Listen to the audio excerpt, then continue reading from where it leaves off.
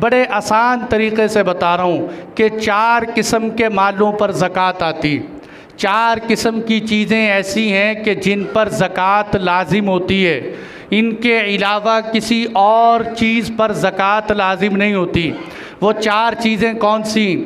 سب سے پہلے سونا، گولڈ، اس کے اوپر زکوٰۃ لازم ہوتی، وہ چاہے ڈلی کی شکل میں ہو، وہ چاہے زیور کی شکل میں ہو، وہ زیور چاہے استعمال میں ہو چاہے استعمال میں نہ ہو، ہر حال میں سونے پر زکوٰۃ ہے۔ اور نمبر 2 چاندی، چاندی جس حالت میں بھی ہو آپ کے پاس، انگوٹھی کی شکل میں ہو، وہ آپ کے پاس گھر میں موجود ہو، ہر حال میں چاندی پر زکوٰۃ ہے۔ نمبر 3 کرنسی، کیش، نقد، وہ آپ کی جیب میں ہو، وہ آپ کے گھر میں ہو، وہ آپ کے بینک اکاؤنٹ میں پڑا ہوا ہو، جس حالت میں بھی آپ کے پاس کیش اور نقدی ہے تو اس پر زکوٰۃ لازم ہے۔ چوتھی چیز مال تجارت۔ مال تجارت کا مطلب کیا ہے؟ مال تجارت کہتے ہیں ایسی چیز کہ جس کو آگے فروخت کرنے کی نیت سے لیا جائے، اس کو مال تجارت کہتے ہیں۔ آپ نے اس نیت سے پلاٹ خریدا کہ میں اس پلاٹ کو کل سودا ملا تو آگے سیل کر دوں گا، یہ مال تجارت ہے۔ اس طرح کی جتنی بھی اشیاء، جیسے کریانہ دکانوں پر یا دکانوں کے اوپر جتنا بھی سامان پڑا ہوتا ہے، یہ سب مال تجارت ہوتا ہے۔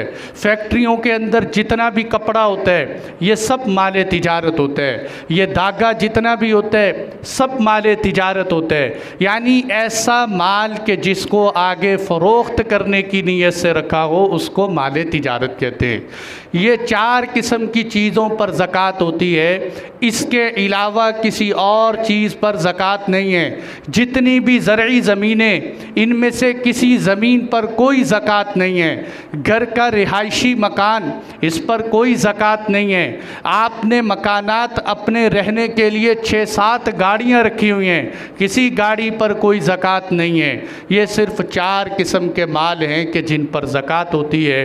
اب اگلی بات میرے دوستوں سمجھنے کی یہ ہے کہ یہ تو ہمیں پتہ چل گیا کہ 4 چیزوں پر زکوٰۃ ہوتی ہے۔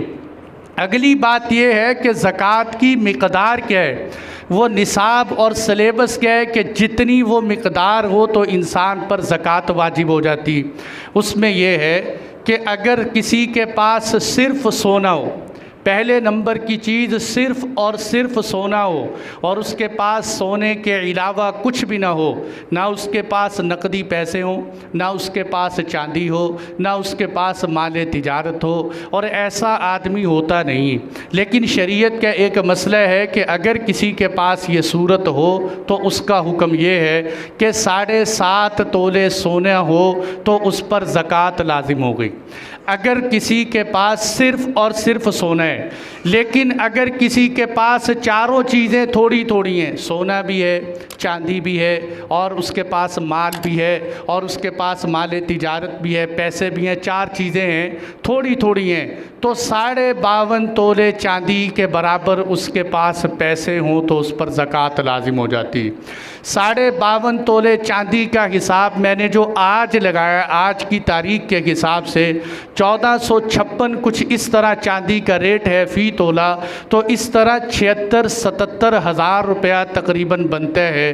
یعنی ہم یہ کہہ سکتے ہیں کہ اگر کسی آدمی کے پاس 76 ہزار کے بقدر مالیت ہے تو اس پر زکوٰۃ لازم ہو جاتی۔